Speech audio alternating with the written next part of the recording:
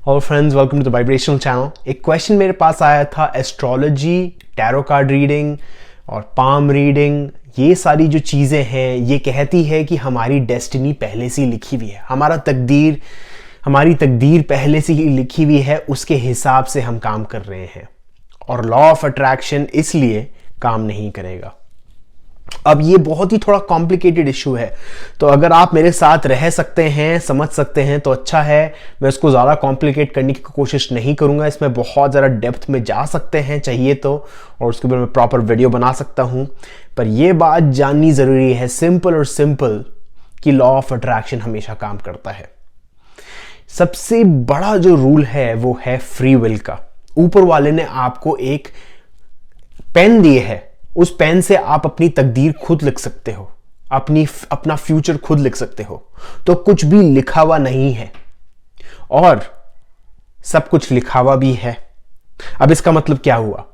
देखो, आप एक ह्यूमन इस अर्थ पे आते हो, आपके सामने बहुत सारे ऑप्शन हैं कि आप, जैसे फॉर एग्जाम्पल, या तो इस टाइम पे मैं एक ये वीडियो बना सकता था, या फिर मैं क्रिकेट खेलने जा सकता था, या फिर मैं वीडियो गेम खेल सकता था, या फिर मैं बुक पढ़ सकता था, कुछ भी कर सकता था। काफी सारे ऑप्शंस थे मेरे पास, अनलिमिटेड ऑप्शंस थे।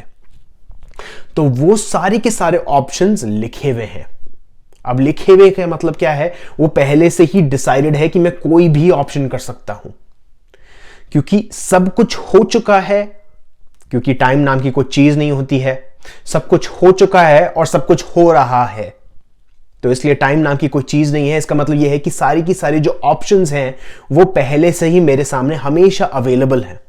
अब उसमें हम ज़्यादा डिटेल में नहीं जाएंगे क्योंकि वो बहुत ही ज़्यादा कॉम्प्लिकेट हो जाएगा और आप ये वीडियो स्किप कर दोगे, पक्की बात है। तो सिंपली ये है कि जब भी कभी आपको लगता है कि आपका फ्यूचर डिसाइडेड है, तो ये सोचिए कि कुछ भी चीज डिसाइडेड नहीं है, ऊपर वाले ने आपको फ्री विल दी है, उस फ्री विल के हिसाब से आप कुछ भी चीज कर सकते हो।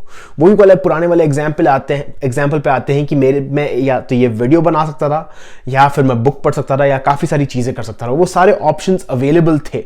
अब जो ऊपर वाला है, या कुछ गॉड बोल लो या यूनिवर्स बोल लो, उसने एक तरीके से ये वर्ल्ड ऐसे क्रिएट किया है कि सारे के सारे ऑप्शंस हमेशा अवेलेबल होते हैं। जैसे फॉर एग्जांपल, अगर आप वीडियो गेम खेलते हो तो वीडियो गेम पे आप पंच मारोगे, किक मारोगे, तो कंप्यूटर के पास हमेशा जवाब होता है कि उस सिचुएशन में क्या होगा। उसी तरीके से सारे के सारे जो चॉइसेस आप इस मोमेंट में लेते हैं वो सारे के सारे कोडेड हैं एक तरीके से। जैसे कंप्यूटर में हम कोड्स डालते हैं कि अगर ये होगा तो ये होगा, ये होगा तो ये होगा। सारे ऑप्शंस आप सोच भी नहीं सकते, हमारी इमेजिनेशन से बियॉन्ड है, वो सारी की सारी चीजें लिखी हुई है। इसलिए इसका मतलब यह है, जब हम बोलते हैं हम मेरी तकदीर लिखी हुई है, इसका मतलब यह है कि वो सारे ऑप्शंस लिखे हुए हैं। अब उसमें एक और चीज आती है, वो है कर्मा। जो हमारा कर्मा है वो एक तरीके से डिसाइड करता है कि हम इस पाथ पे जाएंगे। अब वो जो कर्मा वाली पाथ है और वो एस्ट्रोलॉजी वाली पाथ है, वो एकदम मैच होती है। अगर सैटर्न और जुपिटर दोनों कंजंक्ट होते हैं तो आपकी लाइफ में ये होगा, पर एक्चुअली में उसके कारण नहीं हो रहा। आपकी लाइफ में जो चीजें हो रही है उसके कारण जुपिटर और सैटर्न कंजंक्ट कर रहे हैं। उनका वो कंजंक्शन पहले से ही लिखा हुआ था, वो ऑप्शन पहले से ही था। अब वो आपकी लाइफ में, आपकी पैरेलल रियलिटी में वो एक तरीके से को एग्जिस्ट कर रहा है।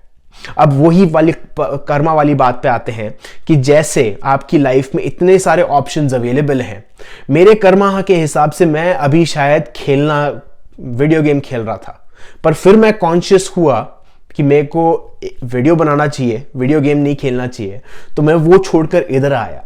तो मैं अपनी कर्मा की पाथ से हट कर मैंने एक्शन लिया।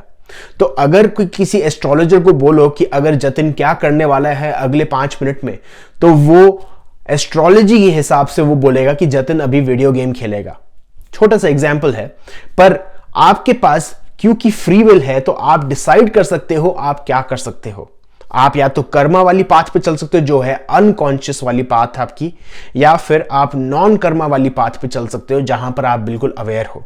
अब कर्मा आप फिर भी क्रिएट करते हो जब आप कॉन्शियस होते हो, पर अगर आप प्योर 100% कॉन्शियसनेस में आते हो, फुल प्रेजेंस में आते हो, तो आप जो आपका पास्ट कर्मा है उसको भी बर्न करते हो और कोई नया कर्मा भी क्रिएट नहीं करते। इसलिए जब भी कभी आप थोड़े टेंशन में होते हो, डाउट में होते हो, तो ये याद रखना जरूरी है कि आपको अभी इस टाइम पे कौन सा एक्शन लेना चाहिए जो आपको रेजिस्ट कर रहा है, पकड़ के बैठा है, या जो आपको रिलीज करता है। मान लो अगर आपका एक असाइनमेंट है जिसके बारे में आप बहुत स्ट्रेस ले रहे हो, या काम पे कोई प्रोजेक्ट है जिसके बारे में आपको बहुत टेंशन है, या एग्जाम आने वाला है उसके आप पढ़ाई करने की कोशिश कर रहे हो और वो टेंशन में बहुत ज्यादा परेशान हो आप, और फिर आप ये बोलते हो कि मैं एग्जाम कैसे पास करूंगा, क्या होगा, कैसे होगा। या तो आप टेंशन लेके ले सकते हो जो आपका अनकॉन्शियस पाथ है, टेंशन लेकर आप पढ़ाई कर सकते हो, या फिर कॉन्शियसनेस में आकर बोलोगे कि चलो ठीक है, मेरे हाथ में मेरी पेन है, मैं अपना फ्यूचर खुद डिसाइड कर सकता हूं, खुद लिख सकता हूं। तब आप लेते हो एक कॉन्शियस एक्शन। वो थोड़ा सा स्टेट ऑफ माइंड चेंज करके जब आप एक्शन लेते हो, उसका बहुत ही ज्यादा फिनोमिनल इफेक्ट पड़ता है आपकी लाइफ पे। तो coming back to the same question कि क्या एस्ट्रोलॉजी काम करती है हमारी लाइफ में? बिल्कुल करती है। क्या जेमस्टोन्स पहन के हमारी लाइफ में कुछ चीजें हो सकती है? बिल्कुल हो सकती है। काफी सारी चीजें हो सकती हैं, पर उसका एक्चुअल मीनिंग क्या है? क्या आप कॉन्शियस पाथ ले रहे हो या नहीं ले रहे हो? तो मैं जानता हूं ये थोड़ा बहुत कॉम्प्लिकेटेड वीडियो हो गया था। अगर आपको क्वेश्चन ये ढंग से समझ नहीं आया तो प्लीज कमेंट बॉक्स में लिखिए, मैं शायद बोर्ड पे समझाने की कोशिश करूंगा। बट ये जो टॉपिक है ये बहुत ही ज्यादा इन डेप्थ टॉपिक है, और मैंने इस टॉपिक के अलावा और इस टॉपिक से रिलेटेड काफ़ी सारी चीज़ें डिस्कस कर रखी हैं, तो वो आपको जानना बहुत ज़रूरी है। मेरे पुराने वीडियोस में देखिए, उनको जानना बहुत ज़रूरी है ताकि आप इस चीज़ को ढंग से समझ पाओ। पर अगर सिंपल आंसर चाहिए, ये है कि आपका लॉ ऑफ अट्रैक्शन है, हमेशा काम करता है। एस्ट्रोलॉजी, आप बिल्कुल मत जाइए एस्ट्रोलॉजर के पास, क्योंकि वो आपको कंफ्यूज करके छोड़ देंगे कि आपको ये नहीं करना चाहिए, वो नहीं करना चाहिए, ये आपके लिए अच्छा है, वो आपके लिए अच्छा है। और मैं ये बोल रहा हूँ क्योंकि मेरे फादर जो हैं वो खुद एक एस्ट्रोलॉजर हैं, और अगर वो ये वीडियो देखेंगे तो वो बिल्कुल मेरे पे नाराज होंगे। बट मैं जानता हूँ जो मैं चीज़ बोल रहा हूँ वो सही है, मैं इसमें बिल्कुल 100% कॉन्फिडेंट हूँ, क्योंकि कभी भी ऊपर वाला ये नहीं बोल सकता कि आप इस लाइफ में इधर आए हो और आपको यही जीना है, ऐसे ही जीना, अब आपका फ्यूचर भी डिसाइडेड है। ऐसा कभी नहीं हो सकता। तो वो एक तरीके से कंडीशनल लव हुआ, अनकंडीशनल लव नहीं हुआ। वो हमारे जो गॉड हैं, जो यूनिवर्स है, उसके कैरेक्टरिस्टिक्स के खिलाफ जाता है। आपको हमेशा अनकंडीशनल लव मिलता है। उस अनकंडीशनल लव से आप फ्री विल यूज करके कुछ भी चीज जनरेट कर सकते हो। तो अब इसका मतलब ये नहीं है कि आज मैं एक बिल्कुल ही पर्सन अलग बन जाऊं, कि मेरा फिजिकल अपीयरेंस बिल्कुल चेंज हो जाए, मेरी हाइट बहुत लंबी हो जाए। अचानक से ये सारी चीज़ें नहीं चेंज हो सकती, क्योंकि जब आप इस प्लैनेट पे आते हो, जब आप एग्जिस्टेंस में आते हो, आप कोई सर्टेन कैरेक्टरिस्टिक्स लेकर पैदा होते हो और उसके साथ आपको रहना होता है। थोड़ी बहुत लिमिटेशंस होती है, और उस थोड़ी बहुत लिमिटेशन से आपको बहुत सारी नॉन लिमिटेशंस भी मिलती है जहां पर आप एक्सपैंड कर पाओ। तो ये चीज फॉलो कीजिए। अपने आप से क्वेश्चन पूछिए कि मैं कॉन्शियस हूं कि मैं अनकॉन्शियस हूं, और वो आपको हमेशा सही पाथ पे ले जाएगा। So thank you everyone, and I love you all.